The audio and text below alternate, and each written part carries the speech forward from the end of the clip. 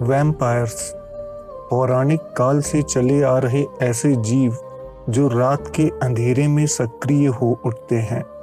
ये लोगों का खून पीते हैं और इनमें कुछ असाधारण अलौकिक शक्तियां भी मौजूद होती हैं।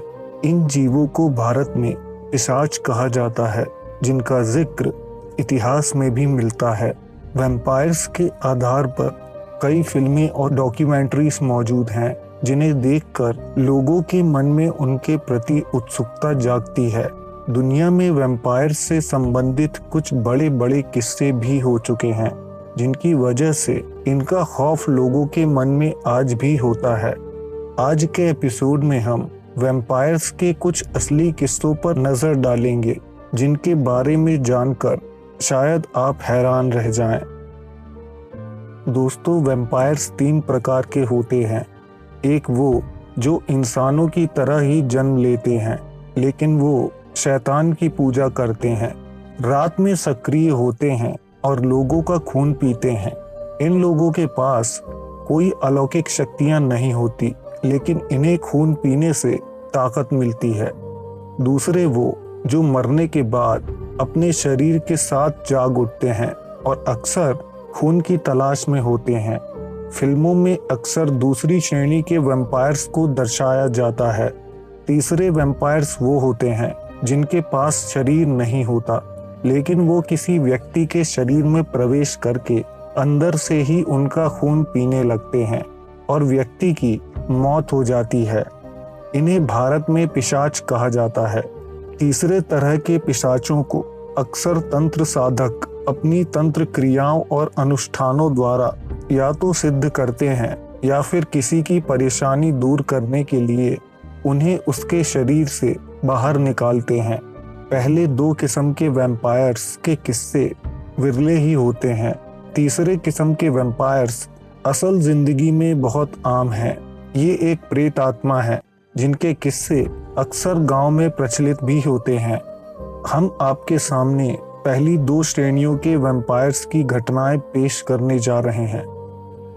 वैम्पायर्स की पहली श्रेणी के असली किस्सों की बात करें तो एलिजाबेथ बैथरी का नाम सबसे पहले लिया जाता है। इन्हें द ब्लड काउंटेस के नाम से भी जाना जाता है। ये इतिहास की सबसे बड़ी सीरियल किलर मानी जाती हैं और इन्हें एक असली वैम्पायर माना जाता है। एलिजाबेथ का जन्म सन 1560 में हंगरी में हुआ था। ये एक अमीर और संपन्न परिवार में जन्मी थी, इसीलिए इनके पास शुरुआत से ही सारी सुख सुविधाएं थी। एलिजाबेथ काफी खूबसूरत थी और शुरुआत से ही उन्हें जवान बने रहने की इच्छा थी। एलिजाबेथ की शादी बेहद अमीर व्यक्ति से हुई, जो सन 1604 में मृत्यु को प्राप्त हुआ। अब एलिजाबेथ वहां की सबसे अमीर और ताकतवर महिला बन गई।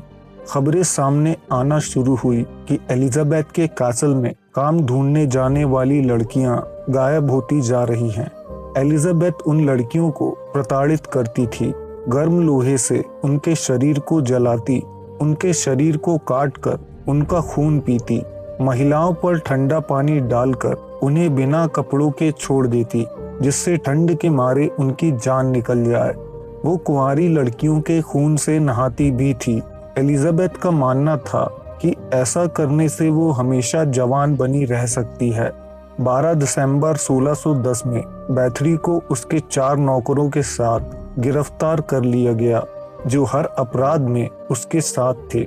दोस्तों, खून पीने वाली एलिजाबेथ को Guinness book of world records में मोस्ट प्रोलिफिक फीमेल मर्डरर बताया गया है। उस दौरान 300 चश्मदीद गवाहों ने ये बात कबूल की थी कि एलिजाबेथ ने वो हत्याएं की हैं। गिरफ्तारी के समय एलिजाबेथ के कैसल में बंदी बनी हुई लड़कियां और विभत्स तरीके से मारे गए लोगों के शव मिले। एलिजाबेथ ने लगभग 1590 से 1610 लोगों की इसी तरह जान ली थी।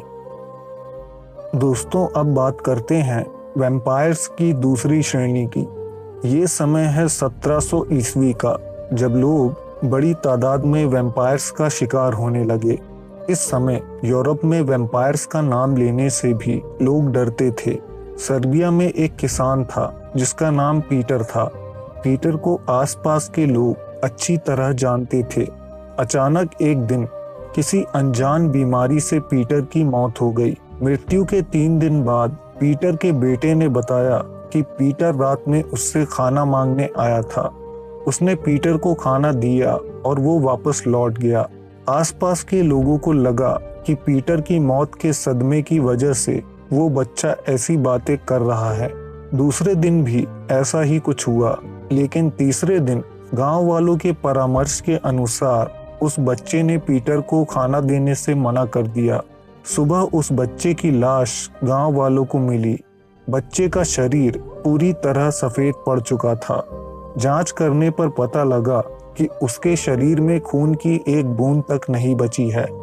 बच्चे के गले में दांतों के 2 निशान पाए गए, जिससे लोगों को पता चल गया कि पीटर शायद एक वैम्पायर बन गया है। अब मौतों का सिलसिला चलता रहा और एक के बाद एक 9 लोगों की लाशें बिल्कुल ऐसी ही अवस्था में मिली। गांव वालों ने वैम्पायर हंटर्स का सहारा लिया। हंटर्स ने पुष्टि की कि ये सभी मौतें वैम्पायर्स के द्वारा ही की गई हैं। अब वैम्पायर हंटर्स गांव वालों के साथ पीटर की कब्र तक पहुंचे। ताबूत खोलने पर पता चला कि पीटर की लाश एकदम ताज़ा थी। उसके बाल और नाखून बड़े हुए थे। उसके मुंह और शर्ट पर ताज़ा खून लगा था और पीटर के मुंह के अंदर कबूतरों के पंख भी पाए गए थे। अब वैम्पायर हंटर्स ने पीटर की छाती में छड़ी घुसाकर उसकी लाश को जला दिया। उसकी राख को चर्च के पास दफना दिया गया और इसके बाद पीटर के द्वारा की जाने वाली घटनाएं शांत हो गईं। दोस्तों, पहली श्रेणी के वैम्पायर्स की कम्युनिटीज आज भी छोटे छोटे ग्रुप्स में दुनिया की कई जगहों पर मौजूद हैं। कुछ सालों पहले नेशनल ज्योग्राफिक चैनल पर इस श्रेणी के वैम्पायर्स की असली कम्युनिटी को दिखाया गया था। डॉन हेनरी नाम के इस वैम्पायर ने अपने समुदाय के बारे में कई जानकारियां दी थी।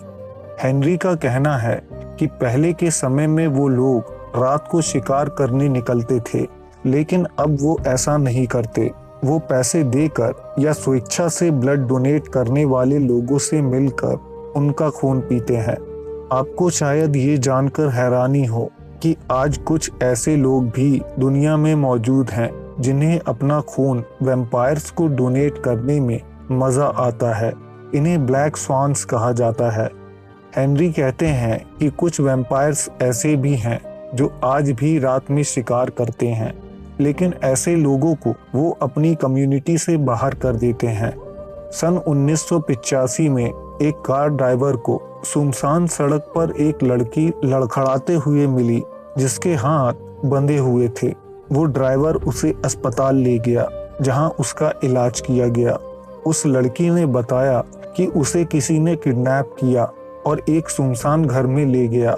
उसने लड़की को बांध दिया और नीडल से उसका खून निकालकर एक बीकर में भरने लगा। वो उस बीकर से खून पीकर कहीं बाहर चला गया और उसी समय मौका पाकर वो लड़की वहां से भाग निकली थी। दोस्तों, वैम्पायर्स कोई कल्पना नहीं बल्कि हमेशा से ही हमारे बीच रहते आए हैं। इनके ऊपर विश्वास करना या ना करना हमारा व्यक्तिगत मामला है। आज के एपिसोड में बस इतना ही। अगर वीडियो पसंद आया हो तो लाइक ज़रूर करें। कमेंट करके हमें नए टॉपिक्स का आइडिया दें। हम जल्द आपसे एक नए और रोमांचक एपिसोड के साथ मिलेंगे। धन्यवाद।